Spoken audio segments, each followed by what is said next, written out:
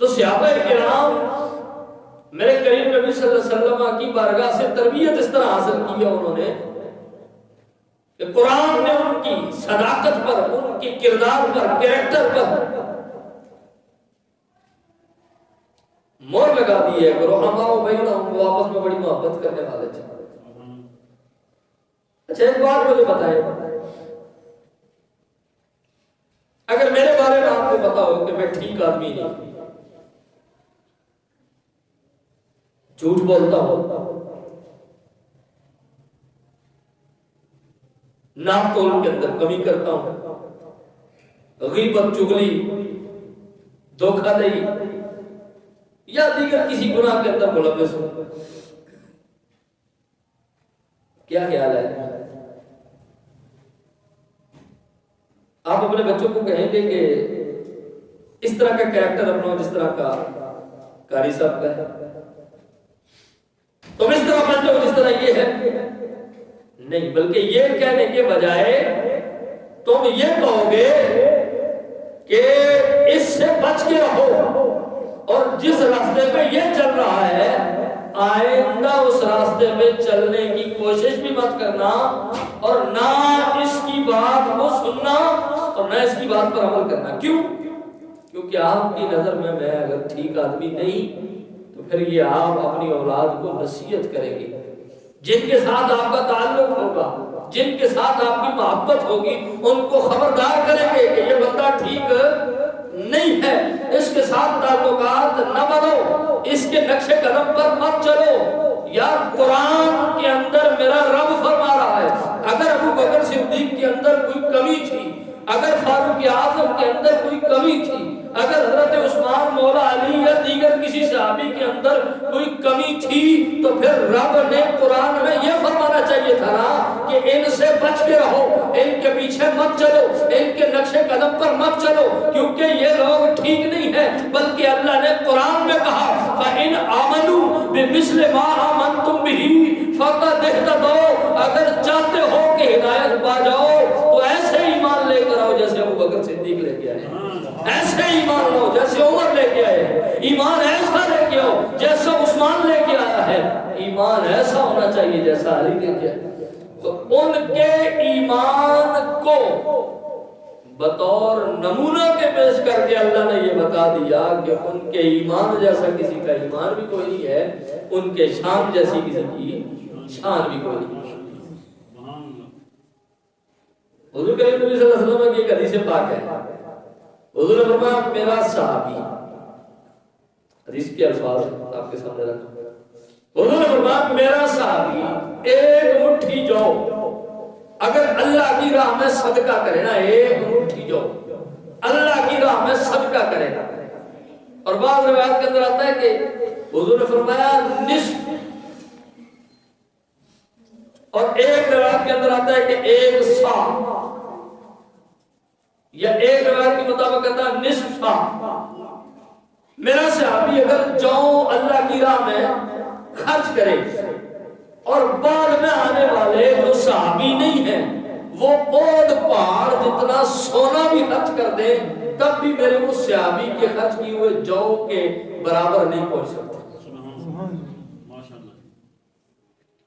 دو چیزیں ہوتی ہیں، ایک ہوتی ہے کوانٹٹی، ایک ہوتی ہے کوالٹی۔ کوانٹٹی میں یہ دیکھا جاتا ہے کہ چیز کی مقدار کتنا، کوالٹی میں یہ دیکھا جاتا ہے کہ چیز ہے کیسی۔ اب کوالٹی سمجھے، یہ چاندی کی انگوٹھی ہے، یہ ہو سکتا ہے آپ کو 5,000 کی مل جائے، اور اسی وزن کی اتنی ہی اگر آپ سونے کی انگوٹھی خریدنا چاہیں تو ہو سکتا ہے آپ کو 5 لاکھ میں بھی نہ ملے۔ اب ذہن کے اندر سوال آتا ہے بھائی وزن برابر، شکل و صورت برابر، لیکن یہ 5,000 میں وہ 5 لاکھ میں بھی نہیں ملتی، تو جواب یہ ملے گا جناب وزن برابر ہے، کوالٹی برابر نہیں، قیمت برابر نہیں ہے، وزن کے اعتبار سے برابر ہے، اس کی قیمت اور ہے، اس کی قیمت اور ہے۔ اور دوسرا یہ کہ مثال کے طور پر یہ کتاب ہے اور اس کا وزن ہے 1 پاؤنڈ، اور یہ ممبر ہے اس کا وزن ہے 2 من۔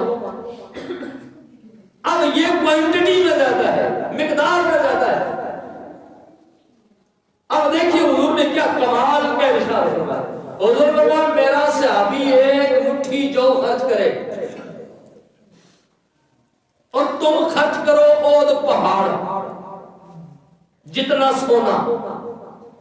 اب کوالٹی میں سونا آلہ ہے جو کہ اس کی آگے کوئی قیمت نہیں، جو ہو سکتا ہے 200 کے مل جائے، اور پہاڑ اتنا سونا ہو سکتا ہے 2 خربوں میں بھی نہ ملے۔ اور پہاڑ ہے نا، کوئی تولہ 1.5 تولے کی تو بات نہیں ہے، اور پہاڑ کی بات ہو رہی ہے۔ فرمایا تم اور پہاڑ جتنا سونا خرچ کرو، یہ 1 مٹھی جو خرچ کرے تمہارا سونا خرچ کرنا بھی ان کے 1 مٹھی جو کے برابر نہیں ہے۔ اب اس میں مقدار سونے کی زیادہ ہے، قیمت بھی سونے کی زیادہ ہے، پھر جب قیمت بھی زیادہ ہے مقدار بھی زیادہ ہے، پھر ہمارا سونا ان کے جو کے برابر کیوں نہیں؟ ان کے جو مقدار میں بھی کم ہے، قیمت میں بھی کم ہے۔ جواب یہ ملتا ہے ان کے جو قیمت میں بھی کم ہے، مقدار میں بھی کم ہے، لیکن ان کا جو خلوص ہے، ان کی 1 مٹھی جو خرچ کرنے میں اتنا خلوص ہے کہ تم اگر اود پہاڑ اتنا سونا بھی خرچ کر دو تم وہاں تک نہیں پہنچ سکتے۔ اچھا، یہ حضور نے سب صحابہ کے لیے فرمایا کوئی بھی صحابی ہو وہ اگر 1 مٹھی جو خرچ کرے تم اور پہاڑ جتنا سونا خرچ کرو اس کے برابر نہیں ہو سکتے۔ مجھے ایک بات کا جواب دو، اگر صحابی 1 مٹھی جو خرچ کرے تم اور پہاڑ جتنا سونا خرچ کرتے بھی اس تک نہیں پہنچ سکتے، اس ابو بکر صدیق کے بارے میں کیا کہو گے جس نے گھر کا سارا مال مصطفیٰ کے قدموں میں ڈھیر کر دیا؟ وہاں مٹھی کی بات نہیں، وہاں لب اور یہ جو ہے وہ ہاتھوں کے اور کلوں اور سیر کا حساب نہیں تھا۔ وہاں گھر کے اندر اگر سوئی بھی تھی تو ابو بکر صدیق نے دیوار پر ہاتھ مار کر وہ سوئی بھی اتار کے مصطفیٰ کے قدموں پہ قربان کر دی اور بتا دیا دنیا کو کہ باقی سارے معاملات چھوڑ کے گزارا ہو سکتا ہے، نبی کو چھوڑ کے گزارا نہیں ہوتا۔